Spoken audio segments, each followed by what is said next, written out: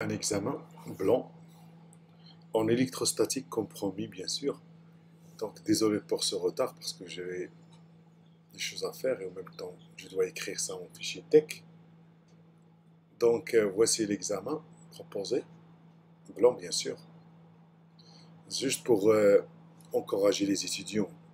Donc, voici la première page. La deuxième page, il contient deux exercices.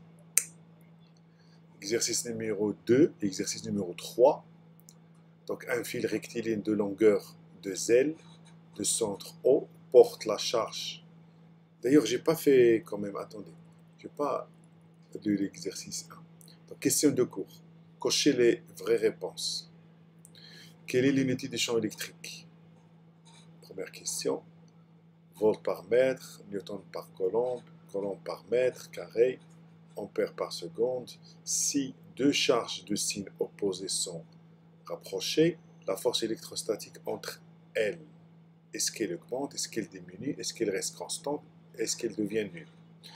Donc deux charges identiques sont placées à une distance petit r l'une de l'autre. Si la distance est réduite de moitié, comment la force entre les charges est-elle affectée? Est-ce qu'elle est réduite de moitié aussi, multipliée par 2, multipliée par 4, ou bien elle ne change pas?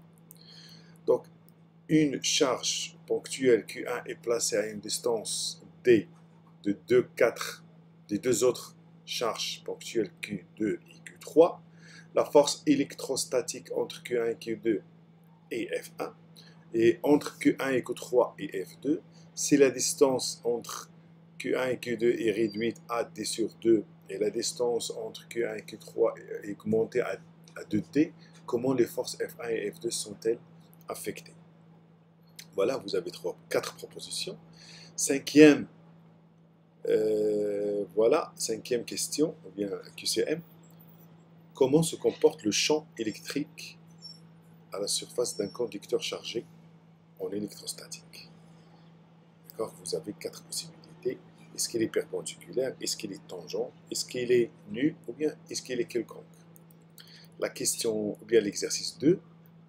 L'exercice 2, c'est un fil. Regardons un fil. Donc, vous avez un fil de longueur de L. Le centre O porte la charge Q infiniment ou uniformément répartie. On désignera au X de vecteur unitaire de X, l'axe suivant, la direction du fil, et au Y de vecteur unitaire UY, l'axe suivant une direction perpendiculaire au fil. Donc, calculer par intégration le champ électrique au point X, O et au point Y, O respectif, au point A et au point B. Calculer aussi la question de le potentiel. Montrer que pour les points A de l'axe X donne éloigné de la distribution linéaire lambda, avec X positif, X supérieur à une valeur minimum. Il y a la valeur absolue, ici la valeur absolue. Le potentiel en A se confond avec à mieux que 1% pris par le potentiel créé par la charge concentrée au milieu O de la distribution exprimée X minimum.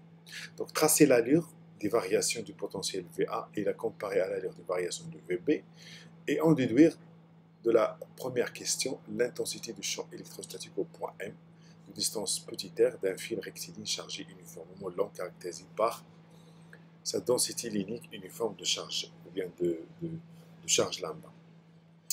D'accord, on donne l'équation numéro 1, juste pour calculer la question, je pense, la question 3. Donc, l'exercice, dernier exercice, champ et potentiel d'un anneau chargé sur l'axe et au voisinage de l'axe. Donc, on considère une circonférence de centre O et de rayon R de l'axe OX uniformément chargé avec une densité linéaire lambda. Déterminer directement au point M, en un point M de l'axe X, le champ électrique et le potentiel électrique, bien sûr, le potentiel électrostatique. Donc, calculer ou vérifier la relation entre le champ et le potentiel. Exprimer le champ exprimer le champ électrique maximum sur l'axe de la circonférence chargée en fonction de lambda et de R. Tracer E de X et V de X. Donc, ça, c'est petit x, bien sûr. finalement exprimer la composante radiale ER du champ électrique en un point A voisin, où voilà, vision de l'axe, voilà, vision de l'axe à la distance petit r de l'axe d'abscisse X. Donc bon courage. Donc je vous, bien sûr, enverrai la solution de cet examen. Je vous laisse le temps, vous avez tout le temps. Et une fois, donc, je rédige mon examen en une format, ou bien en une forme respectée, bien sûr, je vais partager avec vous. Merci, bon courage. J'ai oublié de dire, ça c'est 1 heure et demie. Et ça c'est un examen blanc. Bon courage.